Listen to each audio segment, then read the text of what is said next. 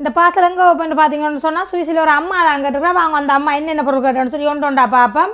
இது வந்து 1000 பூ வந்து அந்த பொடியாக கேட்டுருக்குறா. அதுவும் எல்லாம் வேண்டி வச்சுருக்கிறோம். சத்துமா இஞ்சால வேர்க்கொம்பு மற்ற கோப்பித்தூள் மற்ற இது வந்து மாசிச்சம்பல் 1 கிலோ மற்ற எங்களை அரிசி மாவு வந்து 3.5 கிலோ கேட்டுருக்குறா. மல்லிகோப்பி கேட்டுருக்குறா. மற்ற மஞ்சள் தூள் மற்ற முட்டை மாவு பார்த்தீங்களா 2 கிலோ கேட்டுருக்கா. நல்ல வடிவெல்லாம் வறுத்து எடுத்து வச்சாச்சு. மற்றது உளுத்தம்மா இவ்வளோ வந்து அந்த அம்மா கேட்டுருக்குறா. இதே மாதிரி பொருட்கள் உங்களுக்கு இந்த நீங்கள் நினைச்சிங்களேன்னு சொன்னால் நாங்கள் போடுற வாட்ஸ்அப் நம்பருக்கு தொடர்பு கொள்ளுங்க. ஓகே, இனிமேல் போய் நாங்கள் என்ன சாப்பாடு பார்த்துருவோம். வணக்கம் உறவுகளே, நான் உங்கள் தர்மினி. நாங்கள் நல்ல சுகமாக இருக்கிறோம், நீங்களும் நல்ல சுகமாக இருக்க வேணும்னு சொல்லிக்கொண்டு இன்றைக்கு வந்து என்ன சாப்பாடு செய்து காட்ட போகணுன்னு சொன்னால், அதாவது நல்ல மஞ்சள் தோசை தான். ஆனால் டக்குண்டு புளிச்சு வர மாதிரிக்கு தான் இந்த தோசையை செய்து காட்ட போகிறோம். தோசை மாவை அதாவது என்னென்னு சொன்னால் மட்டும் இட்லி அரிசியும் வச்சு உளுந்தும் வச்சு அப்படி மிச்ச பொருட்களை நீங்கள் வீடியோக்குள்ளேயே போய் பாருங்க. நல்ல சொப்டாக வரும். நல்ல என்ன சொல்கிறது, இப்போ நீங்கள் வளமையாக தோசை சுடுறதை விட நல்ல சொப்டாக வரக்கூடிய மாதிரி தான் இன்றைக்கு இந்த தோசையை சுட்டு காட்ட போகிறேன். வாங்க இந்த தோசையையும் இடி சம்பலையும் எப்படி செய்யலாம்னு பார்க்கலாம். அதுக்கு முன்னாடி யாராவது எங்களை வீடியோக்குள்ளே புதுசாக வாரீங்களேன்னு சொன்னால் மறக்காமல் சப்ஸ்கிரைப் பண்ணுங்க. அது ஒரு வகையில் எங்களுக்கு சப்போர்ட்டாக இருக்கும்னு சொல்லிக்கொண்டு வாங்க வீடியோக்குள்ளே போகலாம்.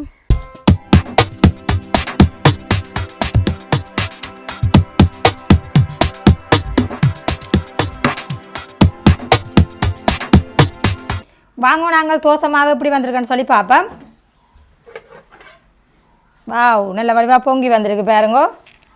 இப்போ நாங்கள் கரண்டியால் வச்சு பார்ப்போம். பார்த்தீங்களா, இந்த மாதிரி வரும். நல்ல வடிவாக பொங்கி வந்துடுது எங்களுக்கு. நாங்கள் இதை வடிவ அந்த இப்படி பவுல்ஸை வந்து உடையாமலுக்கு கலந்து விடணும். பார்த்தீங்களா, அந்த இப்படி காட்டுங்க. இந்த அந்த பவுல்ஸ் எல்லாம் இருந்து நல்ல வடிவாக வந்திருக்கு இந்த தோசை மாவு பாருங்கோ. இப்போ நாங்கள் இதுக்குள்ளே வந்து ஒன்றுமே சேர்க்க தேவையில்லை. இதுக்குள்ளே உப்பு எல்லாமே நாங்கள் சேர்த்துட்டோம். இதை இனிமேல் நாங்கள் சுட்டெடுக்கணும். நாங்கள் தோசையை சுடுறதுக்கு முன்னம் சம்பளை இடித்து எடுப்போம். இப்போ வந்து நாங்கள் ஒரு உருளை எடுத்துக்கொள்ளுவோம். முதல்ல வந்து நாங்கள் வெங்காயத்தை போடுவோம்.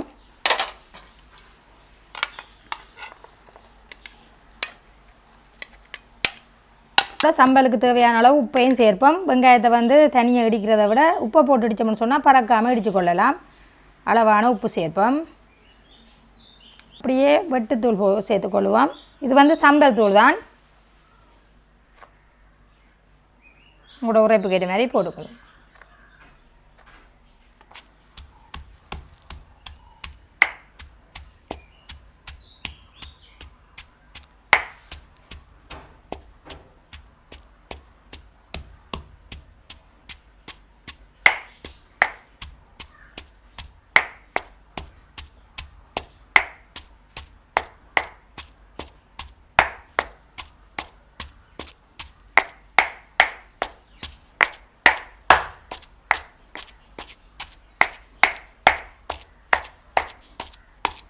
இந்த மாதிரி இடித்ததுக்கு பிறகு நாங்கள் இது மிளகு சீரகம் வந்து இப்படி பொடி செய்து வச்சுருக்குறோம். அதில் வந்து நாங்கள் கொஞ்சமாக சேர்த்துக்கொள்ளுவோம்.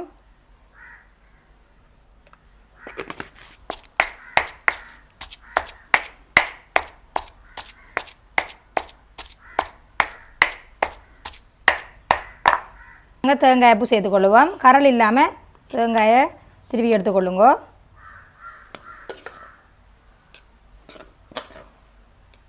கொஞ்சம் கொஞ்சமாக நாங்கள் இடிச்செடுப்போம்.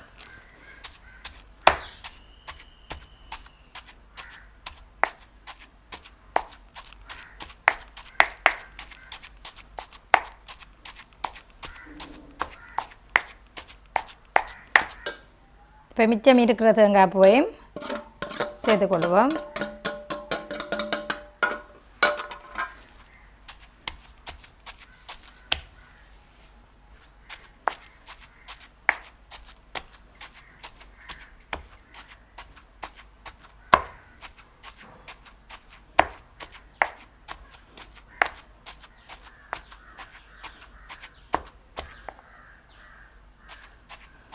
நாங்கள் சம்பல் வந்து நல்ல வடிவாக அடித்து எடுத்துட்டோம். இதை வந்து நாங்கள் அள்ளிடுவோம்.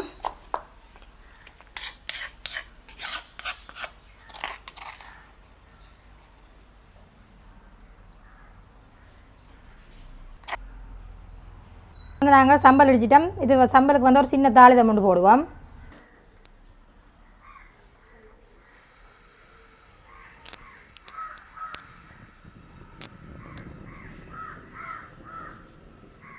ஒரு சின்ன ஒரு தாச்சி ஒன்று வச்சுக்கொள்ளுவோம். அதில் வந்து தேங்காய் எண்ணெய் வந்து கொஞ்சமாக விட்டுக்கொள்ளுவோம். எண்ணெய் வந்து சூடாகிடுது. கொஞ்சமாக கடுகு சேர்த்துக்கொள்ளுவோம். கொஞ்சமாக பெருஞ்சீரகம், வெங்காயம் வந்து அளவாக சேர்த்துக்கொள்ளுவோம்.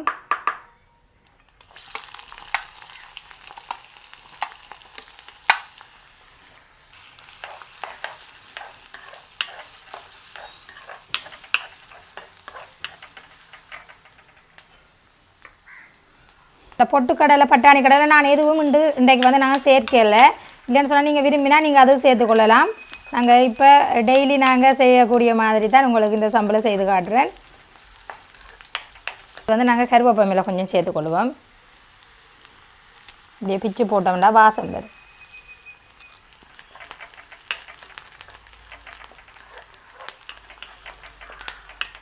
பாருங்க, இந்த மாதிரி பொரிஞ்சதுக்கு பிறகு நாங்கள் வந்து இந்த இடித்த சம்பளை சேர்த்துக்கொள்ளுவோம்.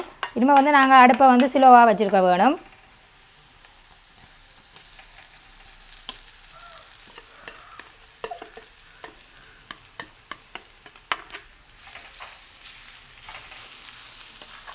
இப்படி நாங்கள் கிண்டிட்டு நாங்கள் பழப்புளி கொஞ்சம் எடுத்துருக்குறோம். அதையும் இதுக்குள்ளே சேர்த்துக்கொள்ளுவோம். நான் வந்து இப்படி கரைச்சி தான் விடுறேன்.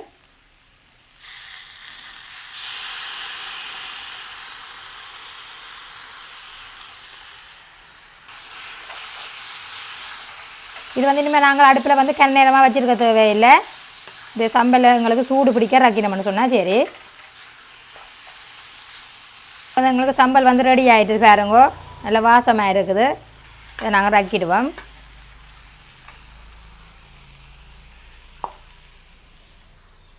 வந்து நாங்கள் தோசையை சுட்டுக்கொள்ளுவோம். தோசை தட்டை வந்து அடுப்பில் வச்சுக்கொள்ளுவோம். இப்போ வந்து எங்களுக்கு தோசை தட்டு வந்து சூடாகணும். வந்து தோசை தட்டுக்கு வந்து கொஞ்சம் நல்லெண்ணெய் வந்து இப்படி பூசிக்கொள்ளணும்.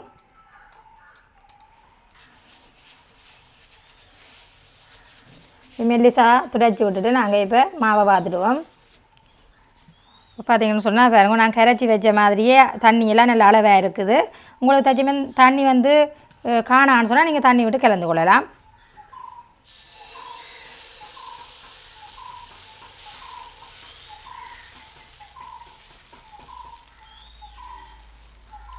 பார்த்தீங்களா, பவுல்ஸ் எல்லாம்லேருந்து எப்படி வருதுன்ட்டு பாருங்கோ. தோசை வந்து மேல் பக்கத்தில் போயிட்டு நாங்கள் அதை திருப்பி விடுவோம்.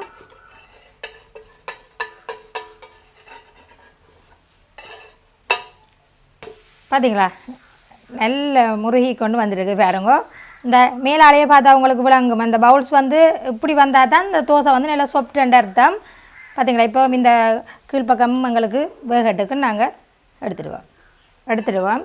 சில பேர் வந்து இந்த மாதிரிக்கு 2 பக்கமும் திருப்பி போட்டு தோசை சுடுறதில்லை. ஒரு பக்கமே அப்படியே வார்த்திட்டு மாவை இந்த மேலால் மூடி போட்டு மூடிவினோம். ஆனால் இப்படி சுடுறது நல்ல ஒரு இதமாக இருக்கும். நல்ல எல்லா பக்கமும் வேகி நல்லா இருக்கும். இப்போ நாங்கள் மற்ற மாவையும் பார்த்துருவோம்.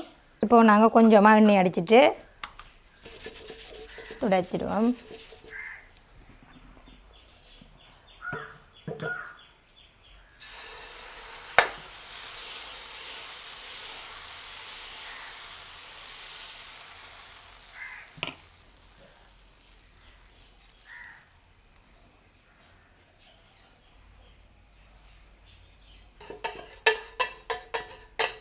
அப்படியே தட்டாலே பாருங்க இப்படி வந்துடுண்டு டக்கண்டு.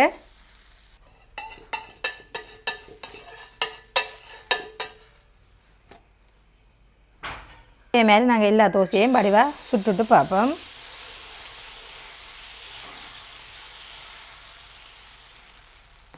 இப்போ வந்து பாருங்கோ, தோசையெல்லாம் சுட்டு அடுக்கி கொண்டிருக்கிறேன். இஞ்சால வந்து போய் கொண்டிருக்குது அங்கால. இல்லை பாருங்கோ, தோசை என்ற சொப்டே பாருங்க. இந்த இப்படியே வச்சு உங்களுக்கு பிச்சு காட்ட போகிறேன். கண்டிப்பாக செய்து சாப்பிடுங்க. இது ஒரு வித்தியாசமான முறையில் உங்களுக்கு செஞ்சு காட்டியிருக்கேன். இங்கே பாருங்க, பார்த்தீங்களா என்ன சொப்டன்ட்டு பாருங்க, உங்களுக்கு விளங்கும். இங்கே இப்போ வந்து நான் சாப்பிட்டு பார்க்க போகிறேன்.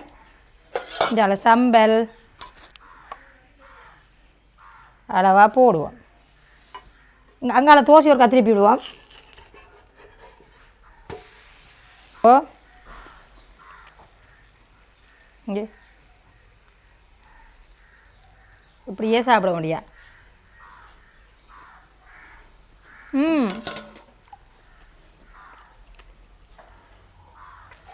எப்படி சொல்கிறேன்னு உண்மையாக தெரியல. நீங்களும் செஞ்சு இப்படி இதே மாதிரி சாப்பிட்டா தான் உங்களுக்கு உண்மைக்கு விளங்கும்னு சொல்லலாம். அப்படி நல்ல டேஸ்ட்டாக இருக்குது. கண்டிப்பாக உறவுகளே நீங்களும் இதே மாதிரி செஞ்சு சாப்பிடணுன்றதுக்காக தான் நான் வித்தியாசமான முறையில் செஞ்சு காட்டுறேன். வெளிநாட்டில் இருக்கிற உறவுகள் வந்து தங்களுக்கு புளிச்சி வரையிலன்னு சொல்லினா கண்டிப்பாக நான் செஞ்ச இதில் மெதட்டில் செஞ்சு பாருங்கோ. கண்டிப்பாக வடிவாக வரும் தோசைமா. எல்லாருக்குமே அந்த புளிச்சு வராதபடியாக தான் அந்த சொப்டாக வாரது இல்லை. வெளியால் வந்து வாகனங்கள் எல்லாம் போய் கொண்டிருக்குது, அதனால் கோன் அடிச்சு கேட்குதுன்னு நினைக்கிறேன். ஓகே, சாப்பிட்ட குறையில் பாருங்கோ. இதே முடுக்க வேண்டிய ஆகக்கூடாது, கை வளமும் இல்லை. அப்படியே சுட்டு நான் சாப்பிட்டு கொண்டே இருக்கையில் நான் என்ன சொன்னால் வீடியோ முடிக்கிறதுக்காகத்தான் பாருங்க. அங்கால பார்த்து விட்டாச்சு, அது தண்டவாளில் வேகட்டுக்கும். இங்கே வந்து நாங்கள் வீடியோ முடிக்க போகிறோம். உண்மையில நல்ல டேஸ்ட்டாக இருக்குது. நீங்களும் இதே மாதிரி புளிக்கணும்னு சொன்னால் நான் செய்கிற மாதிரியே சொல்லி காட்டுங்க. திருப்பி நான் சொல்லி தெரியல. ஓகே, நான் வீடியோ முடிச்சு கொடுப்பேன். லைக் பண்ணி ஷேர் பண்ணி சப்போர்ட் பண்ணுங்க உறவுகளை. இதே மாதிரி நல்ல வீடியோவில் சந்திக்கிறேன். பாய் பாய்.